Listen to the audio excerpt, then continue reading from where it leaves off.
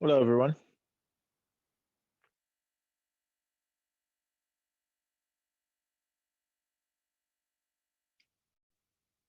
Woo! Welcome EE225E, Chapter 5. Woo! Think it's time. What do you think?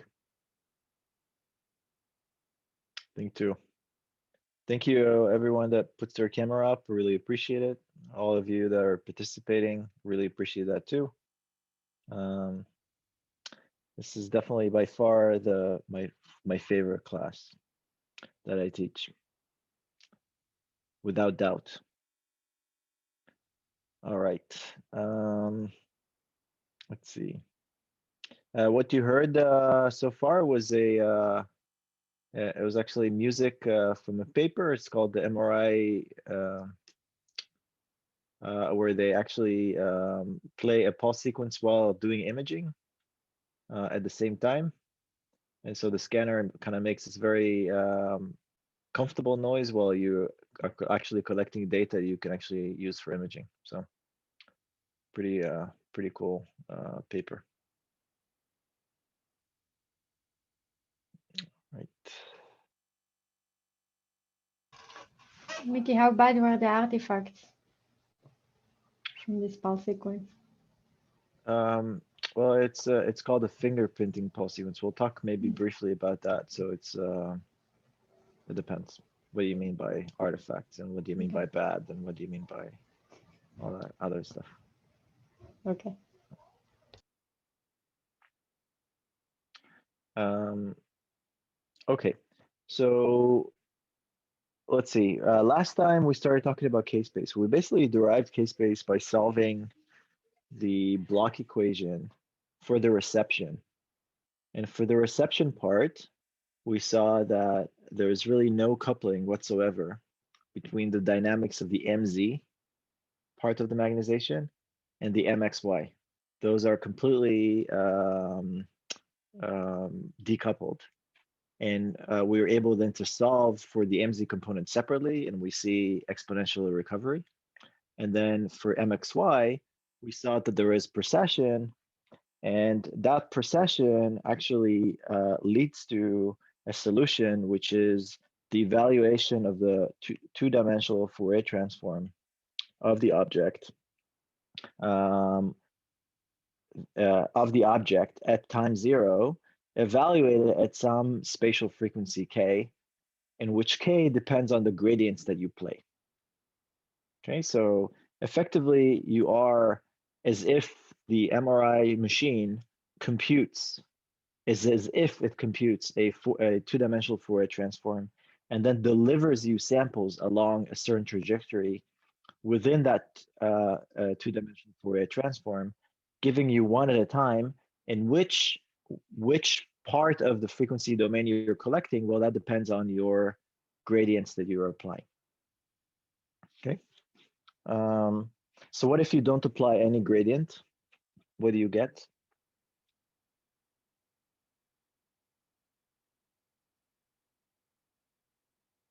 If I don't apply any gradient. You get just the DC component?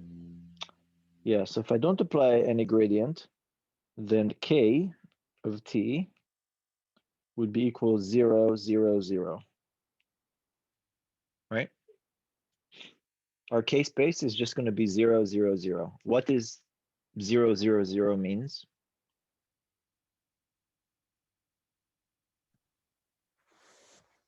The center of it? Right, it's the center of the frequency domain. It also means the DC component, right? Like the zero frequency component. It also means it's basically just the integral over mxy.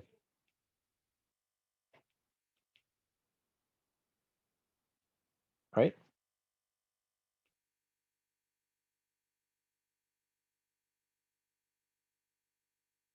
It's the integral over mxy, right? That's really what DC, I mean, do you see that?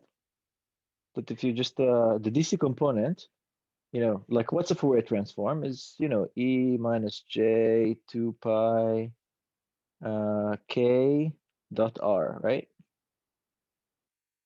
dr, right? That's a Fourier transform. This is a Fourier transform. For K equals 0, the whole thing equals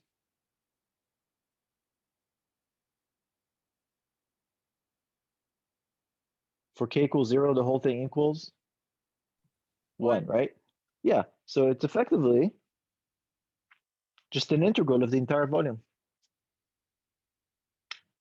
What is DC? DC is really an integral over, you know, your signal. That's pretty much your zero, you know, your you know, zeroth frequency, right? Like you just integrate along the entire signal. It's the constant frequency, right? Does that make sense? So effectively your DC component or your K equals 0, it's kind of like an average of your entire image without, you know, dividing by the mean, but it's just sums over the entire image, right? It's a contribution for the entire image. So my point is that immediately after excitation, we are, I mean, you didn't apply any gradients, so you are at K z equals 0, ky equals 0, and kx equals 0. You always start at the center of frequency of K space, right? Because your gradients are 0, so you always start in the center of K space, and then from there you apply a gradient and then you travel in the frequency domain. And then what is the relationship between K space and your gradients? Well, it's pretty much the area underneath the gradient. So K of t equals gamma over 2 pi integral from 0 to some time of the gradient waveform. All right, that's where you are in the frequency domain. So again, this is a model of how the image acquisition is, right? So in order to figure out what the image would result in, we have this model. You excite, now you're in the frequency domain, you apply a gradient, you travel in the frequency domain. And how do you travel? We said it's like an Etch-a-Sketch. Etch-a-Sketch that we start always in the center. So we start always in the center of the magnet over here, right? In the center of K space. This is our K space. This is Kx, and this is Ky.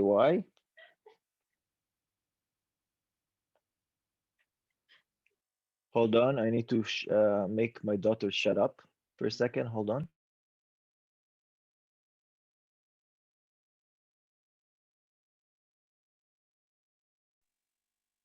Thank you. Sorry about that. Okay, so this is Kx, this is Ky. We always start in the center, right? And so after we excite, we collect data at Ky, and Kx equals 0, right? And then let's say we apply a constant gradient in X. What would happen?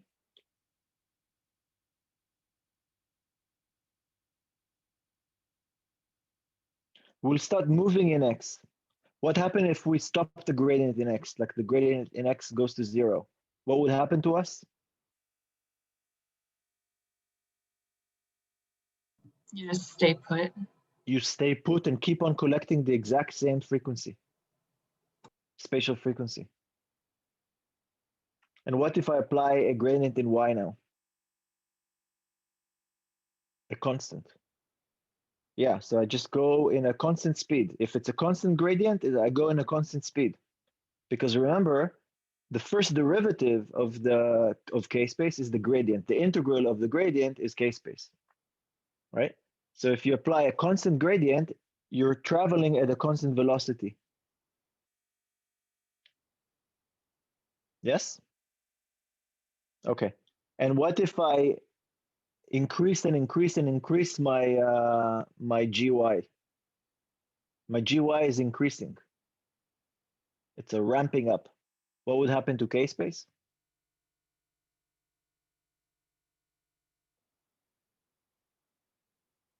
I will still go in the Y direction, but I will speed up. My speed will increase. All right. So this is like an Etch-a-Sketch with some limitation. First of all, I'm limited how fast I can go in K space, and that's limited by the gradient amplitude. And I'm also limited how fast I can accelerate within k-space, and that's limited by the what's called the slew rate of the gradients, how fast they switch from 0 and on, how fast they can change. And so effectively, you're limited by your speed and by acceleration in the frequency domain. So you are limited effectively to going on smooth curves, right? That's pretty much the case. It's going to be some smooth curves. And the question is, like, what are those curves? So we said, oh, maybe it could be a spiral, maybe it could be something like this, maybe it could be something like that, maybe a radial. I mean, there's many, many options of how to collect data in the frequency domain that we talk right now. Now, what I said something about slice selection, if I have a slice selection, remember, the signal that we get is the integral of their entire volume, right? Always, right? It's always the integration of the entire volume. Now, if I excite only a slice and I don't apply a gradient in X, I'm always integrating along the X direction, right? Like it's always integrating. But now, if I don't apply any gradient, I'm going to stay at kz equals 0, right? Kz equals 0, always. If I don't apply a z gradient, I will stay at kz equals 0. What is kz equals 0? Well, it's the integral of my image along the z direction. And so effectively, I'm going to kind of get an average of that slice. But because the slice is very thin, then it doesn't really matter averaging across the slice because it's very, very thin. So I'm assuming that's not going to change across the slice, right? So my resolution in the z direction is going to depend on how thick that slice is. If that slice is 1 millimeter, my resolution in z is going to be 1 millimeter. If the slice is 5 millimeter, it's going to be 5 millimeters. But all I have to do then is just change gx and gy in order to encode a two-dimensional image, because the other dimension is very thin and I don't need to resolve it. Does that make sense? If my slice is thin, I don't care about the distribution in z because it's already thin, right? I'm already at that resolution. Okay, so I only need to acquire kx and ky in order to create an image. So now the question is, okay, I'm traveling in k-space. The question is, how far in k-space I'm going to travel. So I'm going to have a certain kx max or ky max or minus kx max or minus ky max, how far. And then, of course, what is the density? What is the density of samples that I need to make? And we said something that the extent, how far I'm going to be in k-space, that determines the resolution, right? Because the more, like in the beginning, I only acquired the DC component. And then later and later and later, I acquire higher and higher spatial frequencies. So of course, my image resolution is going to depend on how far I go in k-space. And then the density is going to be determined by the field of view according to the sampling, and we're going to talk about it later. And often we'll have either a square coverage of k-space or a circular coverage. That's also possible. And the question is, what will be the trajectory? So we said the trajectory could be, for example, radial lines, right? We said that.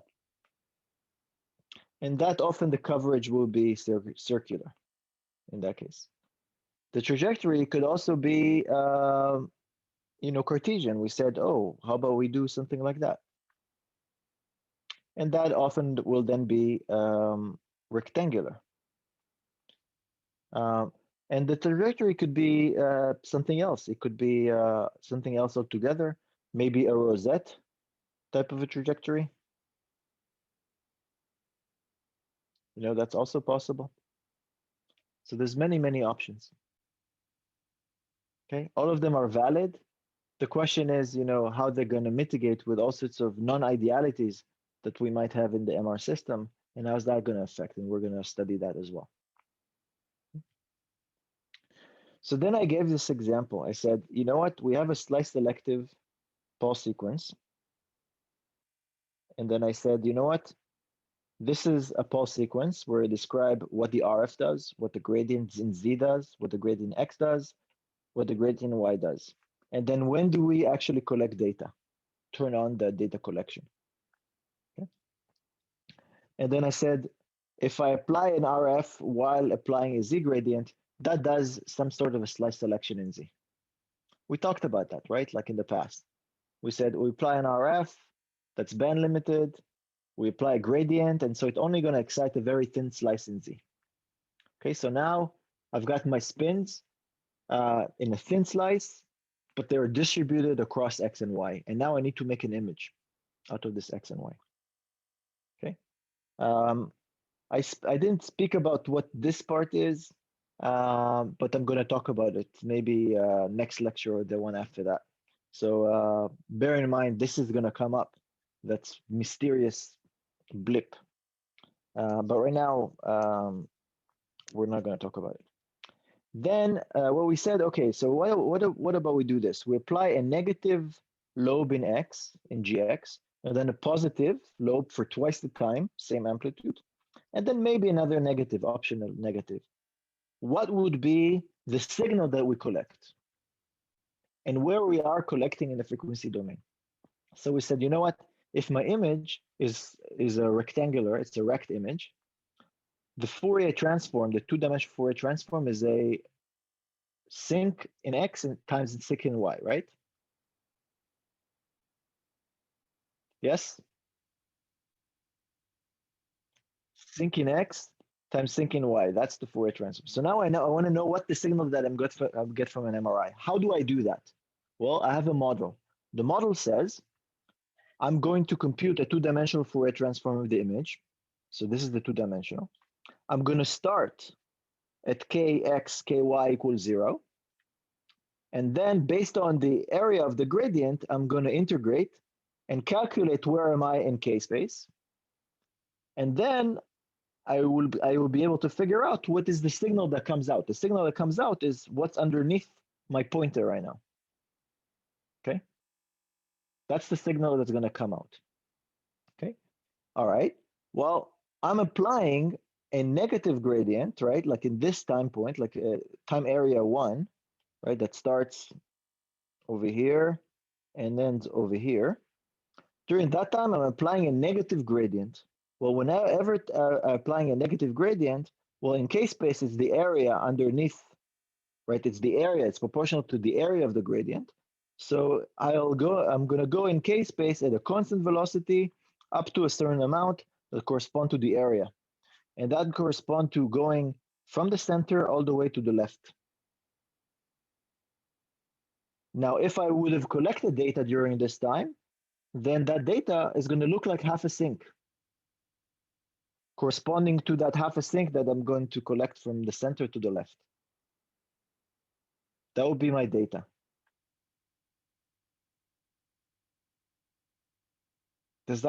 Are we good? Are we good on this? This is a critical moment. All right. So then I'm going to have a positive gradient. And I'm going to ask you, okay, what is the data that I'm collecting? Well, it's always the integral up to the point that I am. So let's pick a point. Let's pick this point over here and see where we are in k-space. So during this time, as time moves, I'm going to then integrate from here all the way to here. So effectively, now I'm going to get some positive area. So now my gradient, my trajectory is going to go and going to become less and less negative till I hit 0. It's exactly in the middle here. And then I keep on going to the other side, to the positive kx. So effectively, I'm going from here in k-space all the way to here in a constant velocity. And while doing this, I'm going to collect a sinc from the left side. In the middle is going to be my highest signal. And then I'm going to reach the right-hand side. Does that make sense? And effectively, by doing this, I effectively collected a whole line through k-space. So during the A to D time here, what I've collected during the A to D time, I've collected this green signal. Okay? That green signal over here, this is when I collected during the green time point. Right? And that's what I'm going to keep, for example. you know, all the rest of the stuff I may not keep, I may collect, I may not. I mean, it's a real question what you want to do that, whether you want to do with this at all. But really, what I did here is I went to the left and then I collected a line through the center of K-space, and I've got one line. Now, how do I fill the entire K-space? Like, in order to make an image, I need to collect all K-space.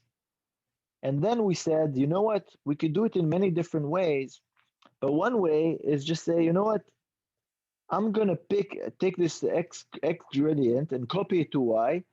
And then I say, I'm just going to do cosine theta times whatever gradient is, and sine theta, whatever it was. And then every time repeat my experiment with a different theta. And in that case, I will then go negative in K-space and then positive, collect one line.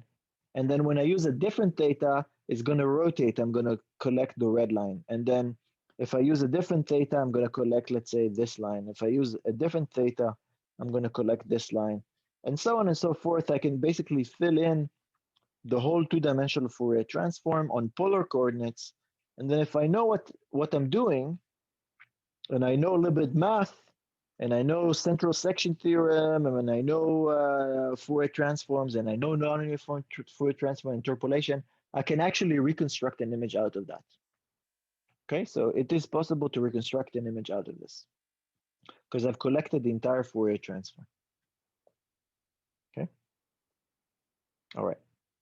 So that was one way. And I also mentioned that if you want to do a project on how to reconstruct from non-Cartesian data, from data that is collected in MRI on non-Cartesian grid, that could be a project. Okay, that could be a fun project to do. Review some of the techniques that people use to do that. Okay, but this is really not how 99% of MRI is being done. 99% of MRI is being done is collected using a different way, which is called either 2DFT or spin warp. These are the two names that are used. And it goes through this realization that we are traveling in the frequency domain. And because we're traveling in the frequency domain, we don't have to necessarily go along radial lines. We could perhaps go along different lines. For example, if I, again, did this excitation, I excited the 2D slice, and then after that, I apply the following set of gradient waveforms. I apply a Y gradient blip, I apply a negative GX blip, followed by a positive GX blip.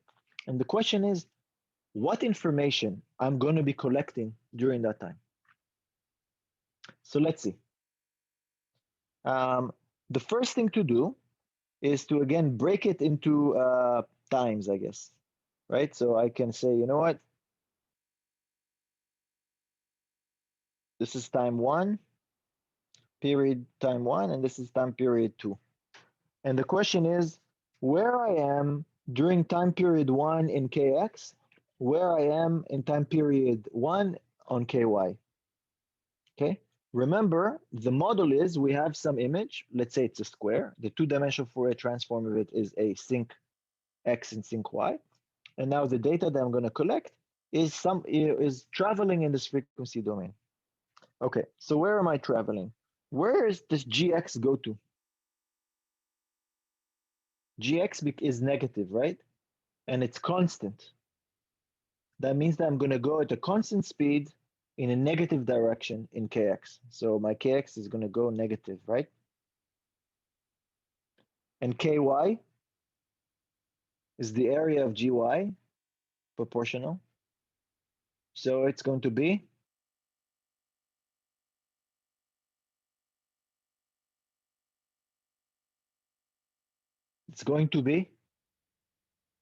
positive.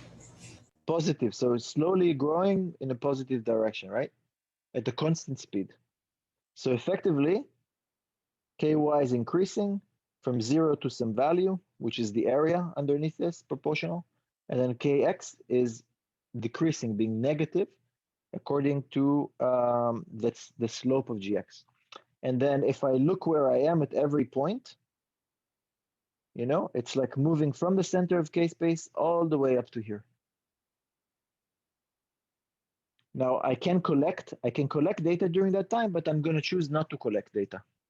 What I did here is I prepared the magnetization such that I am at this point in the frequency domain.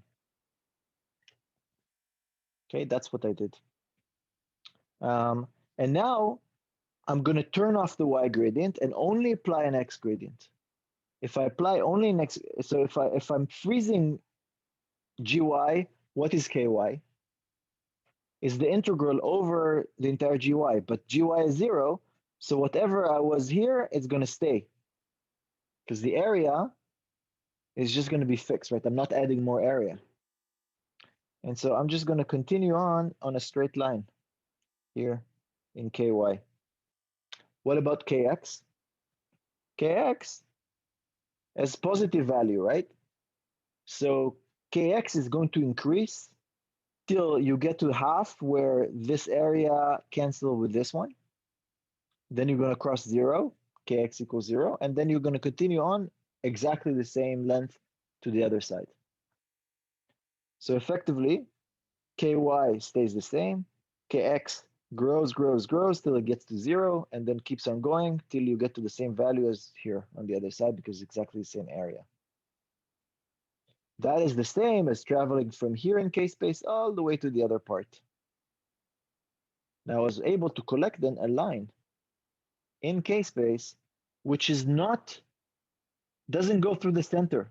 It's not like in CT. It's not radial line. It's just a horizontal line in the frequency domain, which I've collected. That is pretty remarkable that you can actually do this. And since you could do it, first of all, we have a certain names for all of these. What we call this part over here,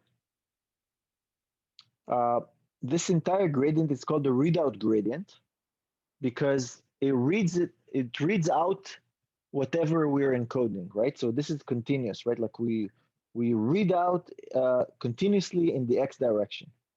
This is why it's called a readout direction. This is the readout part. This part before the readout is called the pre-winder. Why? Because we wind our magnetization such that our phase leads us to the position where we are in the negative part of the frequency domain. So it's pre-winders. We prepare the magnetization, but we don't collect data during that time. This part over here is called the phase encode. What it does, it encodes phase in the image. I mean, what does it mean it encodes phase? I mean, there is phase in the image when we do this, right, at this point. What's the phase?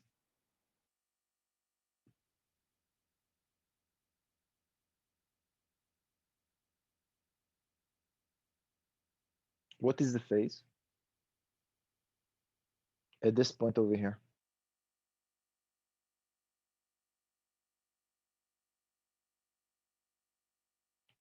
Well, remember, our magnetization is M, right, of R, comma 0, right? That's the image,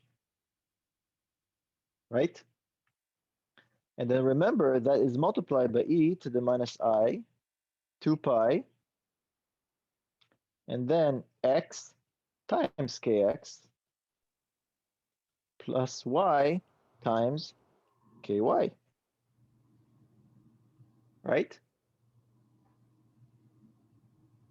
What is this?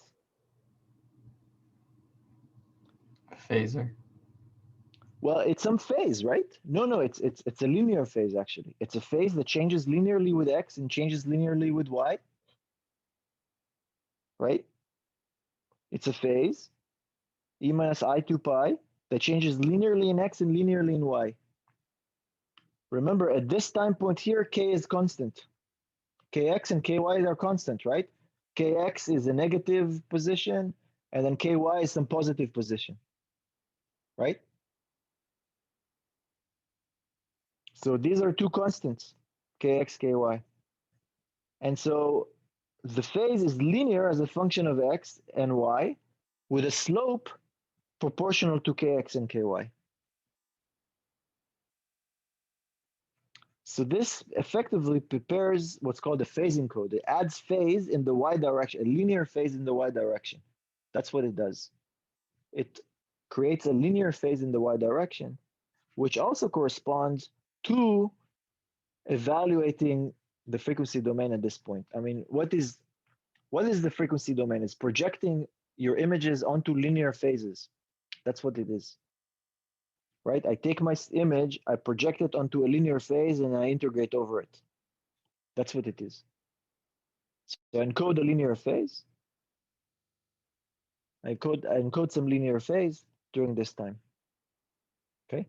This is called a phasing code because you prepare the phase to have a linear component in the y direction such that you are there in k-space, and then you read the full line. Okay. I have a question. Now, yeah. Why don't we call X a phasing code? Well, I mean, this, okay, so this is the, first of all, this is the convention. So you can call me, you know, anything you like, you know, but as long as everybody knows what you're talking about, then that's okay. The reason they call this a phasing code because it's a preparation, and then after that you don't do anything. Whereas this we call the readout because you do a pre-winder, but then you have a readout component, like you have some time that you're continuously. So this was decided that it's called the readout. This is called the phasing code because it encodes some phase. It pre-encodes phase, and then that phase stays constant in the y direction. Right? So that's why it's called. So the question is, how do I read then, you know, a line, let's say a lower line, let's say this line in k-space? What do I do?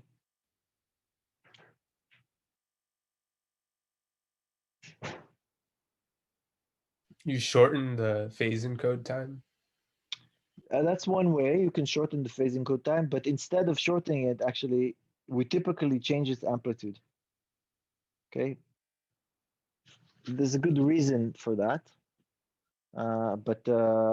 but usually just reduce the amplitude. If you reduce the amplitude, the area under the gradient is lower, and so you don't go as far in ky as you would go, and then that would be effective as actually traveling here and collecting this line. You're right that if you kept the same magnitude but stopped the phasing code before, then that would effectively do the same thing. Assuming we neglect a lot of non-idealities. But if we don't neglect, then actually that would result in some artifacts. So the best way of doing things without actually resulting in artifacts would be actually to reduce the amplitude. Okay, and we'll do all this analysis later.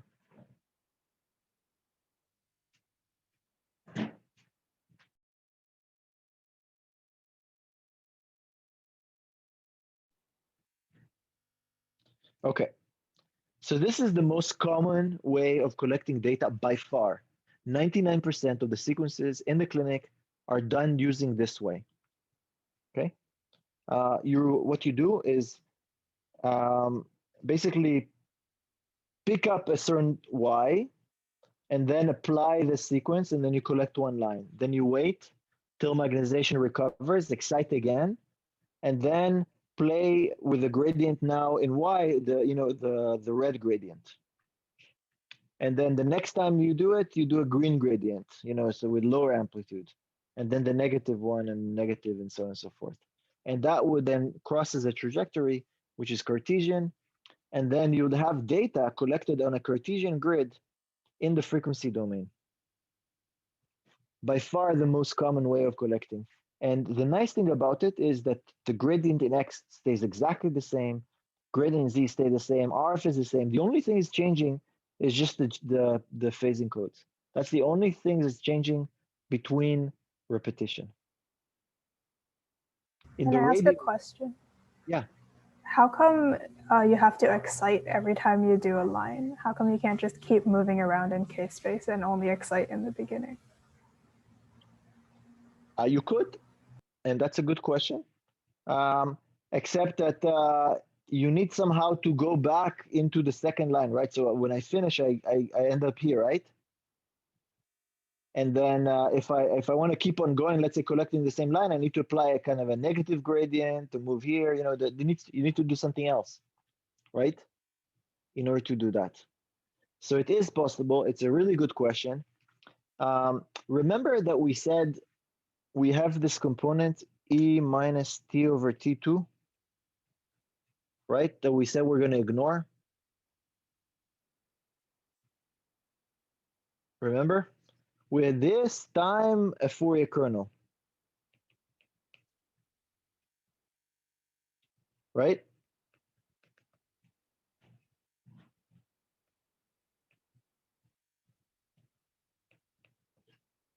Right, that's what we had, right? In the before. But we said, you know, we can ignore this. Why we can ignore this? We said T2 is much, much longer than the time that it takes to collect one line. That's what we said. If T2, let's say, is maybe 200 milliseconds, and then the time to collect one line is 1 millisecond, well, this part here doesn't change much. You know, it stays 1 during the acquisition, approximately, right? Are you with me? Yeah.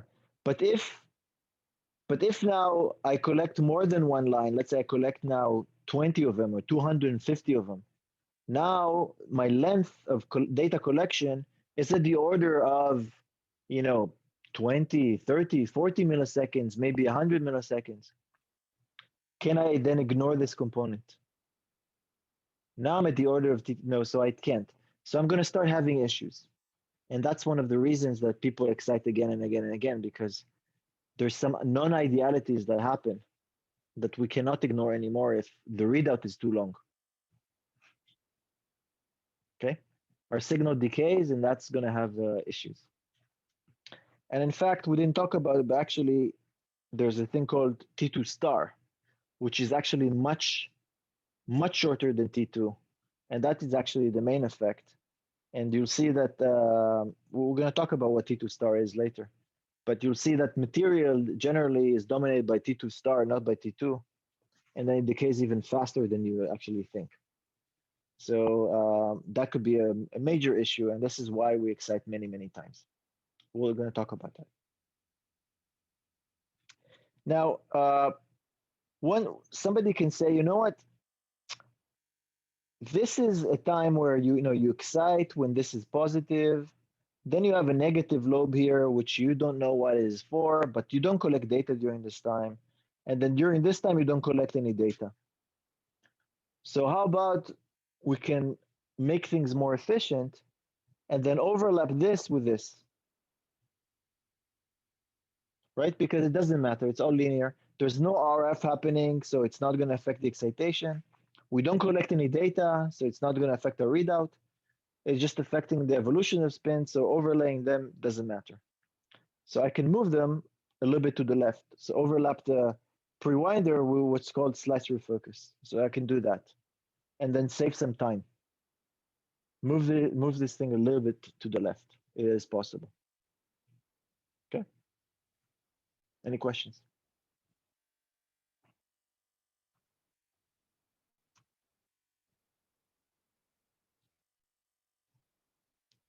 Okay.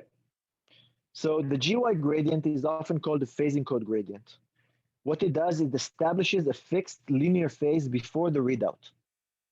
So if I apply it after, at t equal T1, at t equal T1, my magnetization is going to be mxy of r and 0, but then it's going to have a linear phase along the y direction. What is the linear phase along the y direction? Well, it's going to be e to the minus I 2 pi ky of T1 times y. So some time here, like the time. So it's basically the integral over this area, right? But it's fixed. It doesn't change with time. After time T1, it stays the same. So it adds a linear phase. That fixes us at some ky location. And then after that, I'm going to apply an X gradient, which is the frequency encode gradient or the readout. And so while this component is fixed, this component changes with T. And so during the time that Kx is changing and increasing, that's where I'm going to be collecting data. And that's why it's going to call readout. Okay, phase encode, it moves me to one ky position, and then the readout collects all the kx. And then I'm going to have another excitation, move to another ky position, and then the readout is going to collect all kx for that ky. And then the same and the same and the same. Okay? This is how it works. So here's a question. What does this sequence does? Okay, this is a sequence. I mean, it's actually a little bit more realistic than the other sequence, right? I told you that the gradients cannot go from 0 to some value without actually ramping up there, right? So this is a more realistic scenario. This is the excitation part. And then after that, I'm going to have this. And so the question is, what is the K-space that I'm going to be collecting?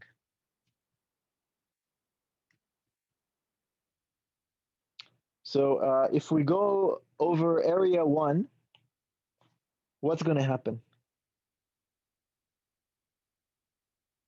This is 1, this is 2, this is 3.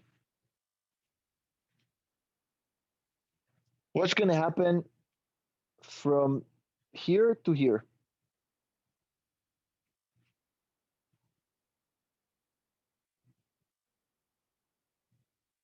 What's my Kx is going to be?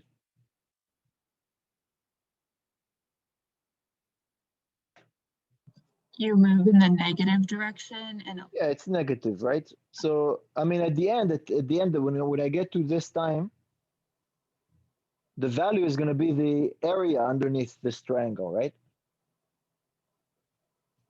So I'm just going to plot it, you know, put a dot at this point, right? And what about in Y, the blue one in Y? The area is also going to be the area underneath the triangle. And so it's going to be somewhere around here, right? What is the trajectory in Kx though? Because it's a triangle, I integrate over the triangle, I get like a quadratic and then another quadratic in the negative position, right? So it's a little bit, it's kind of like increasing and then decreasing, right? Okay, it looks like half a parabola and then a half a parabola. And then over here as well, right? Like increasing like a parabola and then decreasing like a parabola. But it's the area. If you integrate a triangle, this is what you get, right? If you integrate, integration of a rectangle is a slope, right? Integration of a slope is, what's the integration of a slope? quadratic. Yeah, it's a parabola, right? So this is the trajectory, right? We get. Okay, and what happens here? So, okay, so then effectively, because these are exactly the same, you still travel along a diagonal line. That's the weirdest thing, even though the shape, you know, kind of like we go, you know, we accelerate and then we decelerate, but we accelerate and decelerate in the same way, so we really go along a diagonal, right? Except that we don't go at the constant speed. Before we went in a constant speed, now we're not in a constant speed, right? So now it's kind of like we're going in very slow speed in the beginning and then increasing and then slowing again.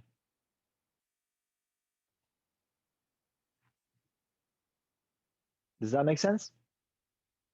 Okay. All right. So now in X direction, I'm accelerating up to a certain amount where I'm going to cross 0, right? At my top speed, I'm going to cross 0. And then I'm going to decelerate again till I get to the other side. So I'm going to accelerate till I get to the maximum. And then I'm going to decelerate. Right? And what about KY?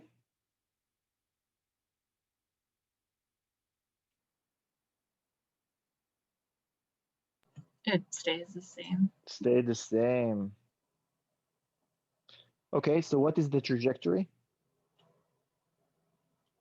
Well, Kx goes from one point all the way to another point while Ky stays the same. So effectively, I'm going to travel along a line, right? It's still a horizontal line, but not at constant speed. I'm going to go through this horizontal line, but I'm going to go at a variable speed. So at the beginning is going to be slow, and then my maximum speed is at the center, and then I'm going to decelerate again.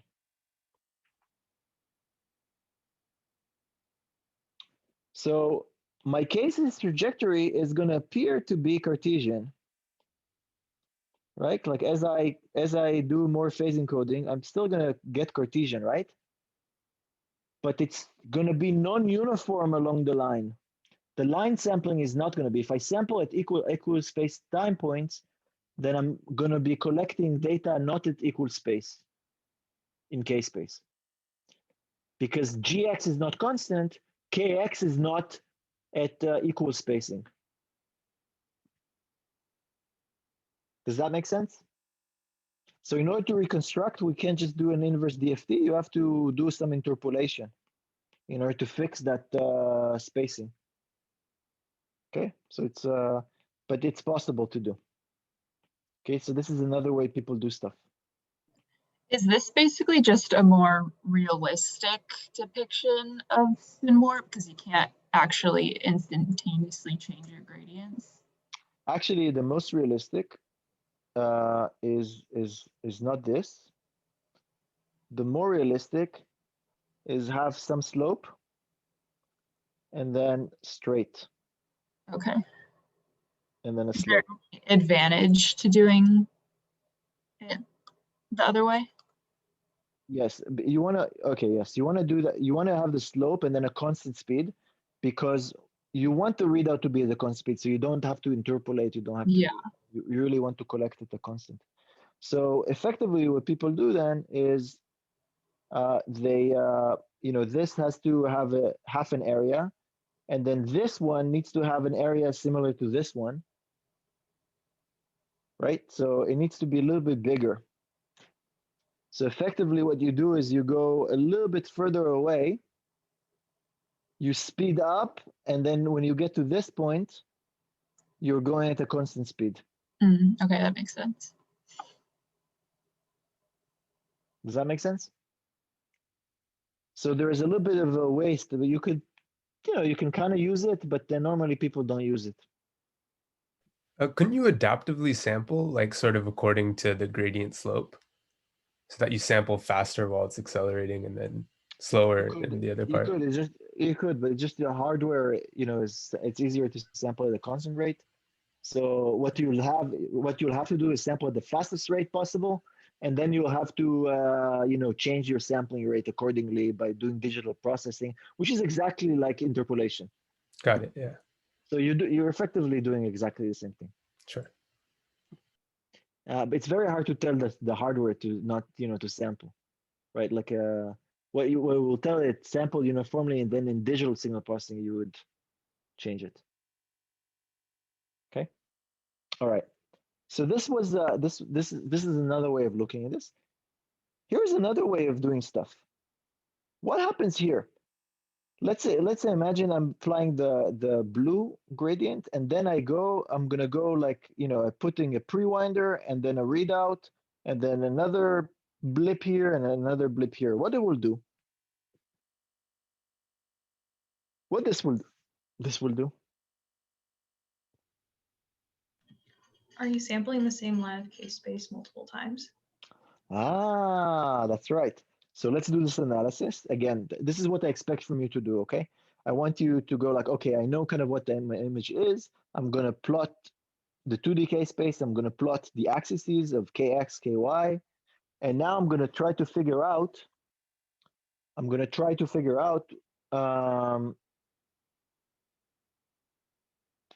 at which time point, at what time point where I am in K-space, right? And then I'm going to map basically K-space to time and then figure out what is my trajectory, okay? So I'm going to do it exactly the same way. So let's actually do it together. What is GY? GY is at this time point, right? Is the area. It grows linearly from here up to the area, right? Like the maximum area of GY, the blue, right? So KY will increase linearly to let's say this point. And then after that, KY would be flat constant, no matter what, right? Because it has no gradient. And what about X? X will first go negative. And then after that, think about it. It goes from here to here. It will go from being negative all the way to being positive, yeah? So it's going to go like that. And then after that,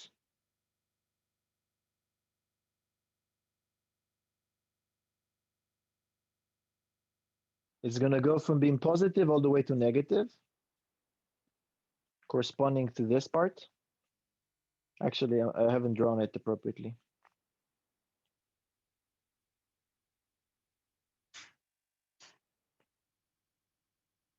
It's going to cross 0 at this point, right? That's where we're going to cross 0. And then it's going to continue on to the maximum at this point. Then it's going to become negative. So then it's going to start reducing itself all the way to crossing 0 at this point, and then being negative, and then again the other way. Okay? So when I think about the K-space trajectory, I'm going to go up to here, and then I'm going to read K-space once in this direction. I'm going to read it again in the opposite direction, and I'm going to read it again in the third direction, like in the opposite direction, right? So it just reads the same line over and over again. Does that make sense? So every time we cross kind of the line kx equals 0, we call this often an echo. The reason is because every time that you go over this, the signal is going to be higher. So it kind of appears like an echo. So you go out, this is a sink, right? So a sink is really high at the center. As you go out, it's lower. And then you come back up, it's high. And then you go out, it's low. And then you come back, it's high. And then you go back, it's low. So it's kind of like, we call it echoes every time you cross. So this time here, where you cross, the first time you cross the center of K-space, that's called TE1, echo time 1. And then the second time is echo time 2. And the third time is echo time 3. So you can potentially create, let's say, 3 images like that. Okay. By collecting another phasing code, so every time I get 3 lines. Every time I get 3 lines, so I get 3 images. Will these images be the same? The image from echo 1, echo 2, and echo 3 will be the same? The same images?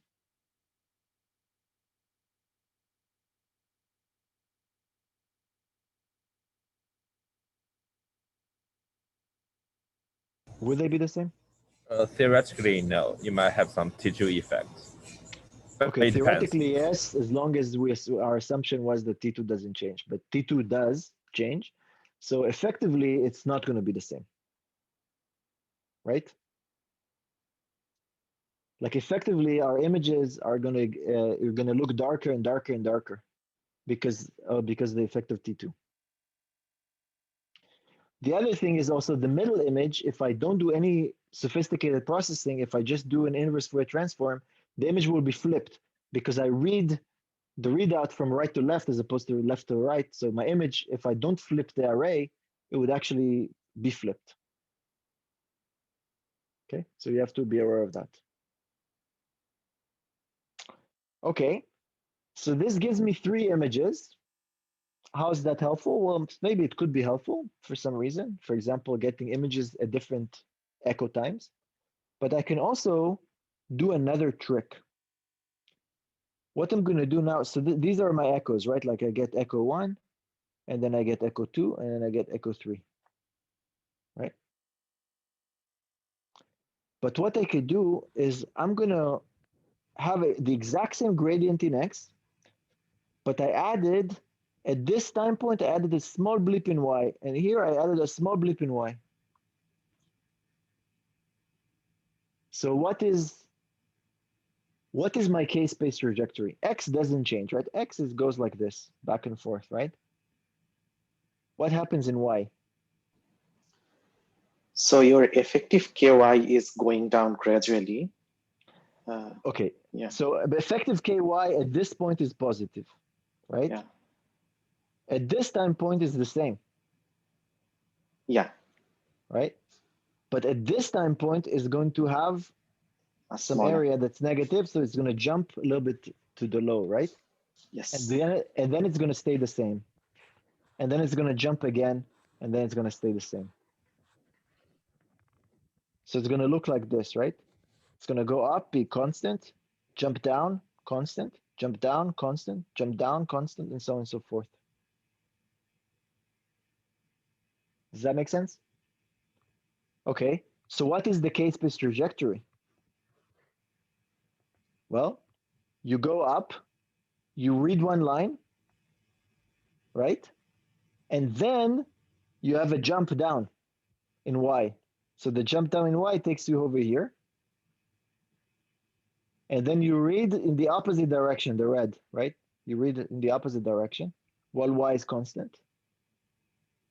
And then you get to the end, and then you go down and you read the green in the opposite direction.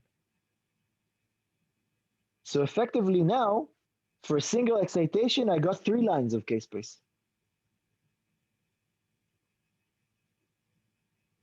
So perhaps I could have sped up now my image acquisition threefold by doing this,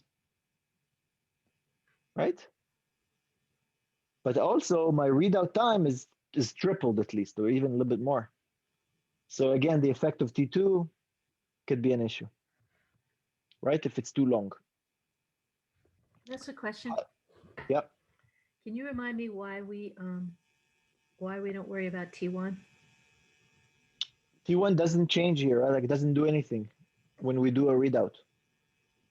Like we said that the MZ grows, but like it doesn't produce any signal for the reception part. Oh, right. Okay. Right. It does matter when I excite again. That has an effect. When I excite again, that's going to affect what MZ. But if I wait enough time and MZ recovers all the way to the full magnetization, then it doesn't matter anymore, right? Well, and then how many other assumptions do we have buried in here? The main one is nothing moves in the sample after T0, right? Yeah, and the image basically was saying that the image doesn't change, except the phases are changed because of the gradient. Yeah, okay. That's the only thing. Okay, how do I create an image? This is 3 lines, but it's not enough to create an image. I can still do phasing codes. I can still add another phasing code here. And if I add another phasing code here, then effectively I read this line, and then it's kind of like interleaved 3. So these will be interleaved. And then I can keep going until I fill the entire k-space. This is called echoplanar imaging. Very, very common way of doing functional MRI, fMRI. Who does here fMRI for a living? Raise your hand. Yeah, one person at least. So this is called EPI, echoplanar. Okay, that's acquiring more than one line at a time. Salvatore, do you get artifacts in your images because the readout is so long? There are a lot of artifacts. That's right, yeah. So while the image collected is very quick, because the readout is so long, you're gonna get a lot of artifacts. We're gonna talk about them later. But because we cannot assume that the image doesn't change during that time, then we're gonna have some trouble, okay? All right, here's another way of collecting data. Let's say you do this, you excite, you do the slice refocus that I didn't talk about, but I will talk about. I'm just, again, stimulating your curiosity. What is this bloody thing? You don't know. But then you play a gradient waveform such that its integral traces a spiral trajectory in the frequency domain. Your A to D actually looks like this, no? Because the highest signal is in the center, and then it drops out as you go further, right? But effectively, your signal is the integral over these. This is kx, this is ky, and then those traces a spiral trajectory. That spiral trajectory, compared to, let's say, Cartesian one, usually what you do is you go out and read one line. The whole readout is about 1 millisecond or so. If you do more than one line, let's say in echoplanar imaging with EPI, it could be 3, 10, 20, 40 millisecond readout. It becomes long. For spirals is also pretty long, anywhere between 5, 10, 20 millisecond readouts. And those could be a problem if you have issues like magnetic field inhomogeneity, T2 and T2 star are going to be a big issue, chemical shift. All those stuff are going to be a big issue because if we are ignoring the fact that the image is changing while we collect the data, then we're going to get artifacts. Ekin, you used spirals in the past. Do you get artifacts? Yeah, definitely. Definitely. So you'll see that, there's in MRI, you got like this small blanket, and when you stretch it one way, it becomes thinner in another direction. So you expose yourself to other things. So you try to cover yourself, in one direction, but then like you mess up some other stuff always. That's the situation. And in terms of just analogy, you just want to stay warm, right? That's a good image, right? So try to cover yourself as much as possible, such that you stay warm. And sometimes it's difficult. Okay, EPI is this trajectory that I mentioned that looks like this is kind of Cartesian, but it more than one line at a time, and sometimes it's alternating lines. So one line goes in one direction, and then the other line goes in the other direction, and that way. That's EPI. Most common for high-speed acquisition, used for fMRI, for diffusion, for real time. You can either use interleaved, and the interleaving is you excite again with interleaving the trajectory, or you could do a single shot. Of course, if you do a single shot, and the length of time it takes you to do the single shot is significant, and then the artifacts are going to be more pronounced. The reconstruction is supposed to be an easy, just discrete Fourier transform because it's on a Cartesian grid. And the reason I put it in easy because, that's once you put it there, it's easy. You do an inverse Fourier transform. But because of all the problems that I mentioned, you could have issues, and hence you need to apply a lot of corrections to remove a lot of those artifacts. Hence, this is not an easy operation anymore. Okay, there's quite a bit of work that manufacturers do and apply on EPI data to make the images not have artifacts, or at least reduce the number of artifacts. Spirals are very hardware efficient. They're extremely useful if you do flow imaging. There's a good reason for that. In particular, we collect the center of K-space very rapidly, like in the beginning, and that helps. It's also used for fMRI, but not very common. Just from an historic point of view. And then you also use multiple interleaves or shots, not just a single one. The reconstruction is a little bit more complicated. You have to use some gridding or non-uniform, like some interpolation, in order to be able to reconstruct the data. So it's not as trivial as EPI. But all of this have been solved. So you shouldn't be afraid if you want to use one or the other. You just need to be aware there's going to be artifacts, you have to deal with them, and those artifacts are going to be different. Mickey? Yep. Since I know you like to mention history from the MRI world, wasn't API invented by Sir Peter Mansfield, right? EPI, yeah, it was Mansfield already described it. Spirals, actually, a lot of work has been developed in my alma mater. You know, the group that I came from Stanford, the Magnetic Resonance Systems Research Lab, they worked a lot on spirals in the beginning. And so that's another place where spirals have been used. You know, they're not very commonly used still, unfortunately, because of, I think what happens was originally people thought that EPI is going to be easier to deal with because it doesn't requires interpolation. So people just put a lot of effort to correct a lot of those artifacts.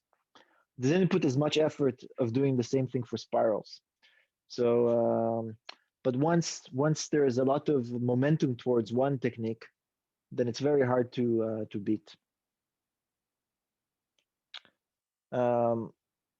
Okay, so again, if you remember, the signal is samples of the Fourier transform of the object, right? Like your signal that you collect, it's like as if the MR system computes a Fourier transform, and then you collect the data on samples along a trajectory.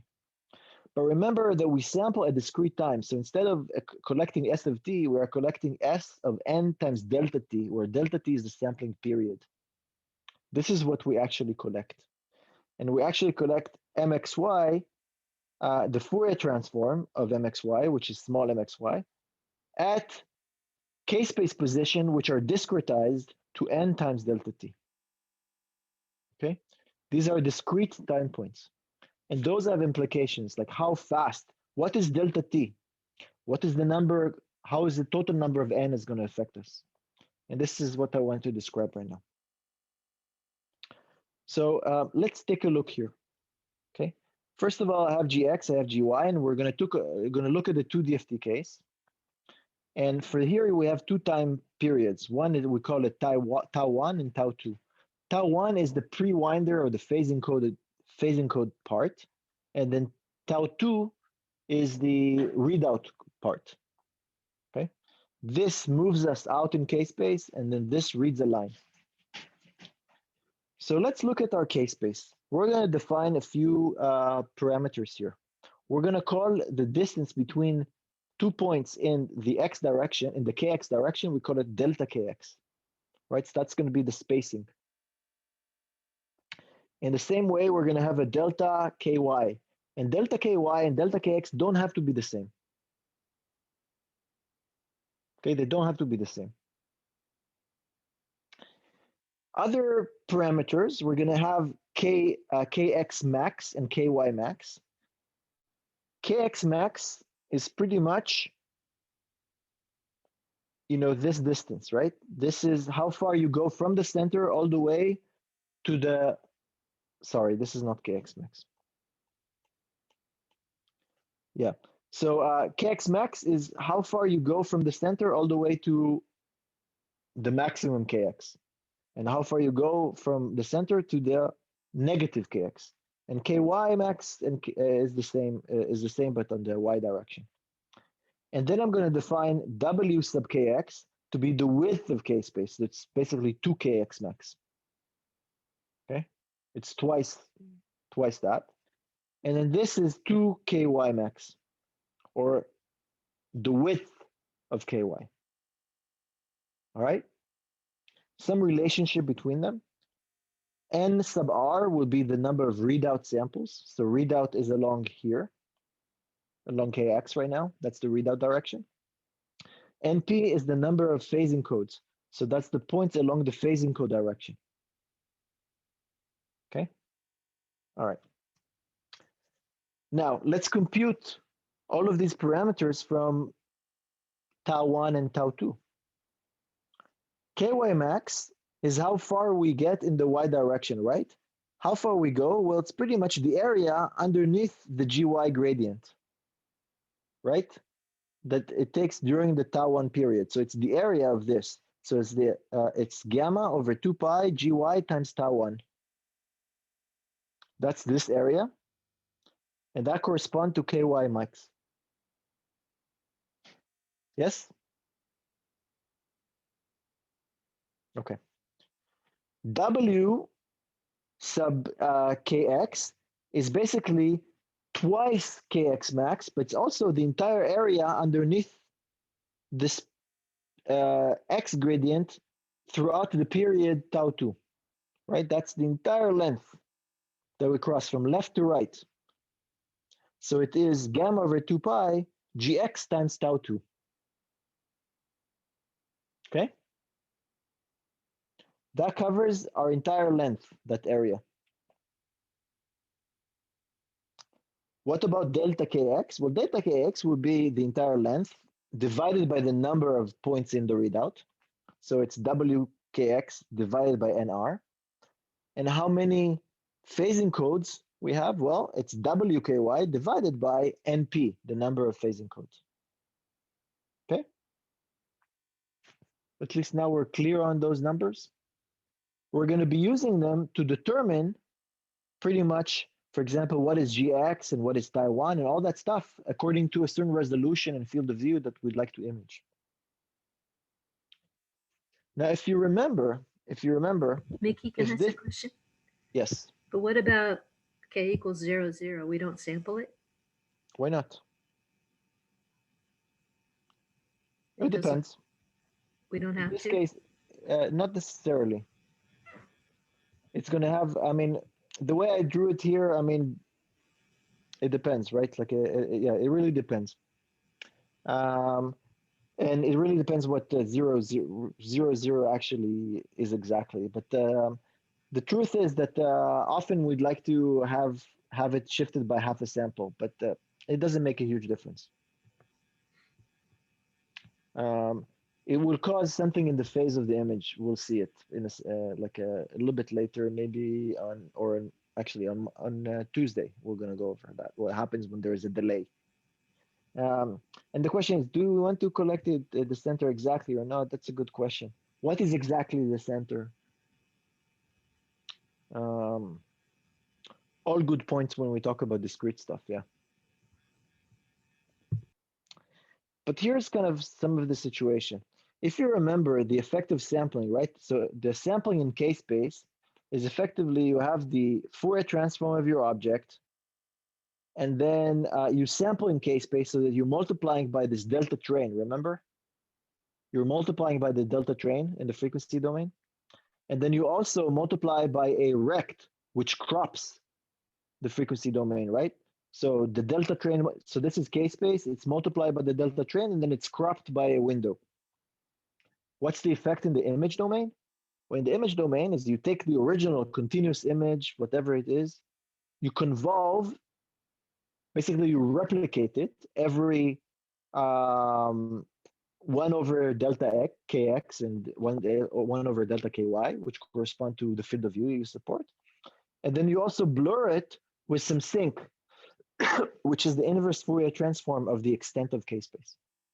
Right, remember that? So replication and then loss of resolution and Gibbs ringing that we get because of the sync. Okay. Now, for now, we're just going to assume an infinite resolution.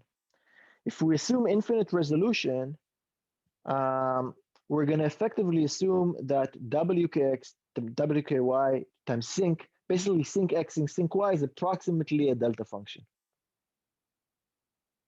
Okay. If it's approximately a delta function, then we don't get the blur. Okay, so we just get the replication. Let's ignore right now the blur. basically, I'm saying this looks like a delta function, so let's ignore it. Let's say that there's no blur. Okay, just so we can do the analysis. And so then I just get replication every delta kx and delta ky, right? So this part has an impulse whenever x equals some integer divided by delta kx or some integer divided by delta ky. Effectively, I will get an image spaced about 1 over those delta k's. So if I have an image which is this size, then I will get an image about, I will get it replicated. And if my field of view in x is 1 over delta kx and my field of view in y is 1 over delta ky, then I will get exactly no aliasing. My replicas will touch and I have no problem. I will be able to reconstruct a single image, no problem. But if my field of view is bigger, if my field of view is bigger than 1 over delta kx and 1 over delta ky, then I will get some aliasing. Okay, so then those replicas will kind of overlap and I will get some aliasing. Okay, all right. So this is kind of what you got in homework 2, right? You prescribe a certain sampling in the frequency domain that didn't really fit the field of view, and then you got some aliasing from here and here and here and here. All right? Okay. Now the thing is, and here's the issue. In MRI, we don't get aliasing in 2 dimensions. We only get aliasing in 1 dimension. And the question is like, why? Well, let me argue that the readout portion is a continuous time signal that we sample, right? I mean, it's a time signal, like we collected during this time, and then we sample many, many samples of it, right? But sampling of a continuous time signal. Do you agree? We have S of t that is continuous, and then we sample it every delta t. That's the readout direction. The readout direction is a sampling of a continuous signal. But let me argue that the phasing code is inherently discrete. Because if you think about it, I go out, I read the line and I sample. Yeah, it's continuous signal that I sample using my ADC. But then I finish my experiment, I wait, I excite again, and then I read the second line. And there's an inherently discrete jump between these two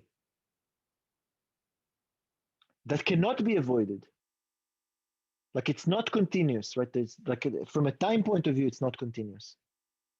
If you remember homework 2, I think, or homework 1, you had the line scanner. Remember the line scanner?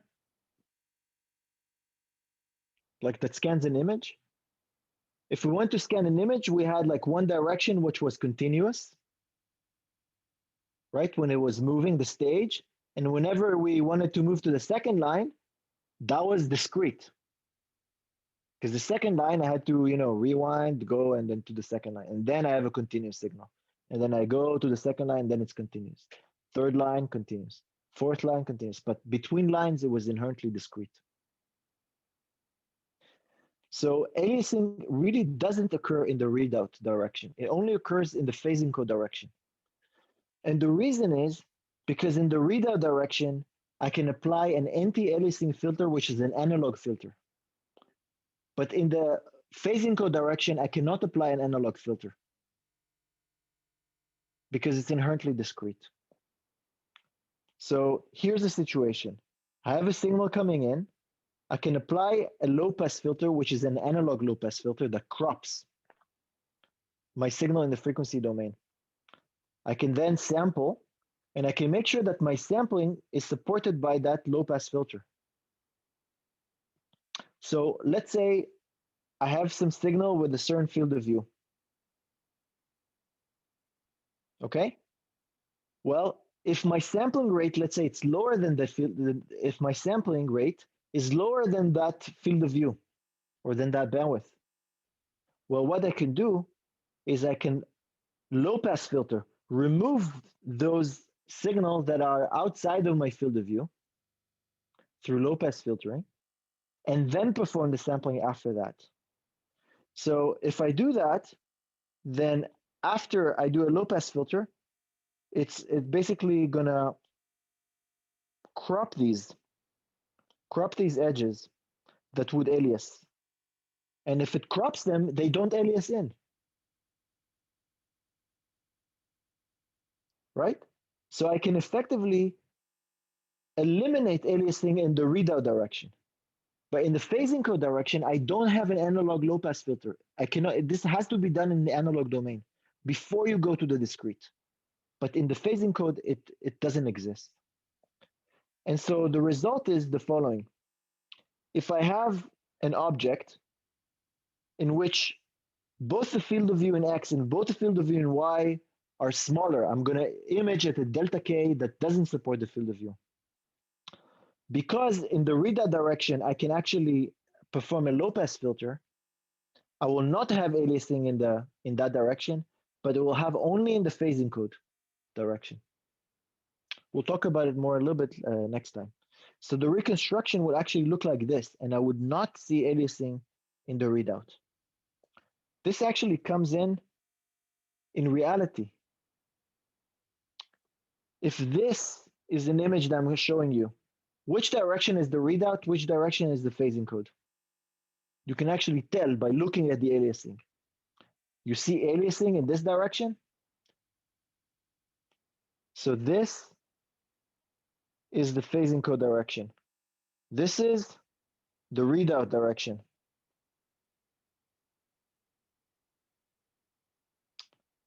What happened here is that I switched. I apply the readout to be in this direction and then the phase encode in this direction.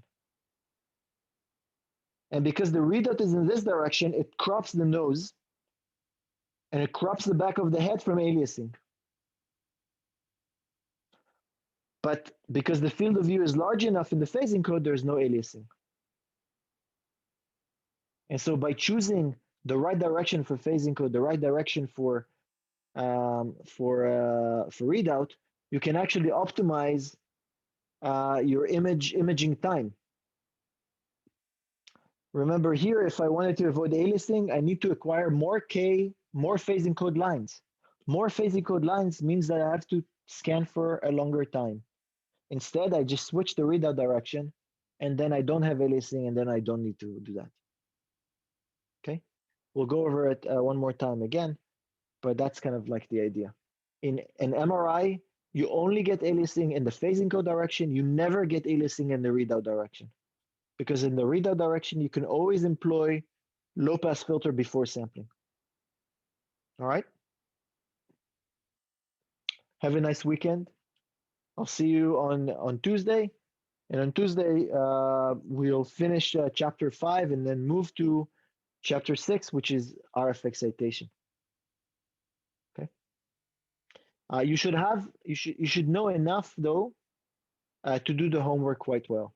Unfortunately, I didn't go over one of the examples, but we did go over a similar example in the section. So I think you should be okay with that. If you're having trouble with the homework, let us know, and we might be able to give an extension. But give it a shot. I don't think you have a hard time. Okay. Have a nice evening.